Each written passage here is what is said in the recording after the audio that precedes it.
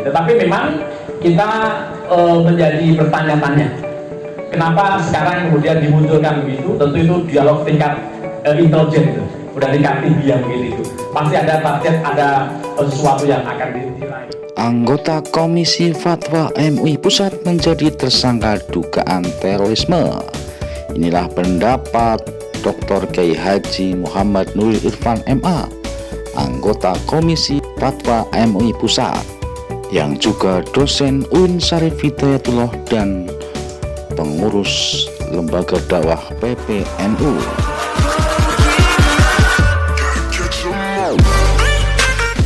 Sekarang lagi geger.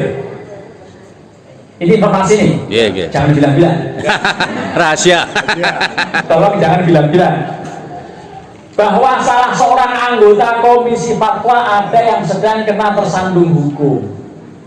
Ada bermasalah dengan Densus 88. Teroris gitu. Nah itu kan. Dan saya bukan hanya kenal, tapi dekat. Karena beberapa minggu yang lalu saya komunikasi terkait dengan persiapan istimewa untuk membuat makalah tentang perkawinan atau pernikahan secara online. Kan sudah diviralkan itu. Itu yang membuat saya termasuk yang bersangkutan, belakangan yang bersangkutan ditangkap Densus 88. Dan akhirnya geger termasuk usul supaya MUI dibubarkan. Kan kacau itu. Kalau dalam satu rumah ada hama, ada tikus, ya tangkap tikusnya lah. Jangan dibakar rumahnya.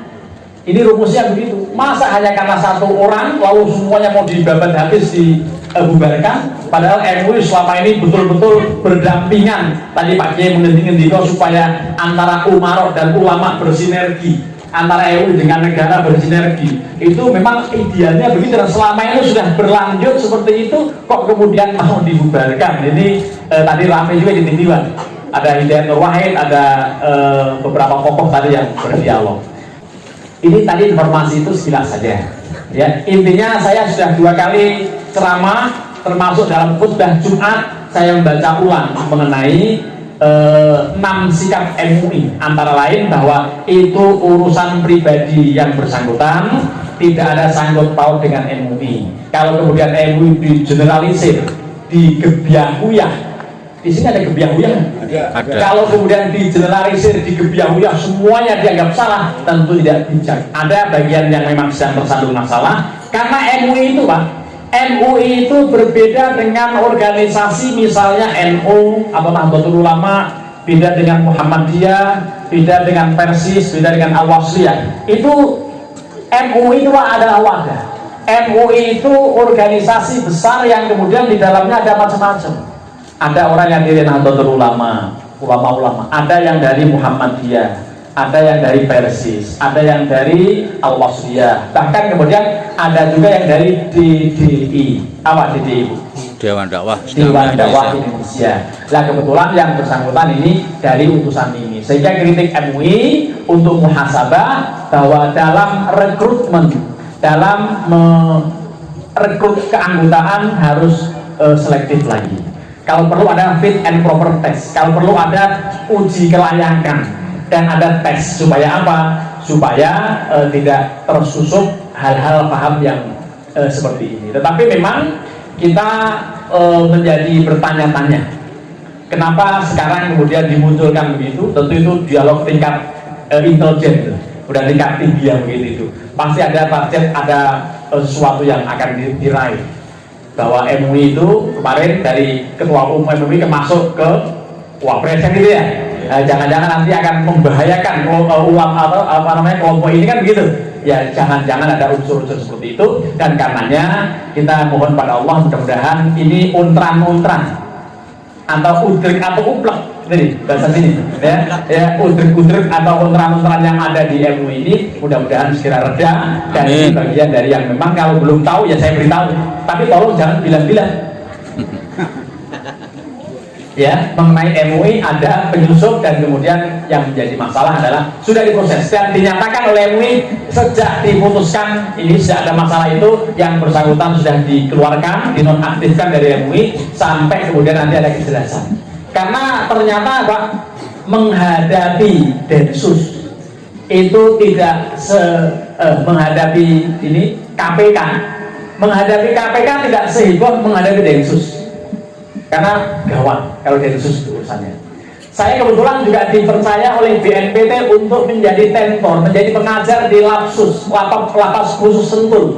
Itu khusus narapidana teroris yang kemudian bersekolah. Sebelum mereka kembali ke masyarakat, dibina, dan saya diantaranya yang membina itu.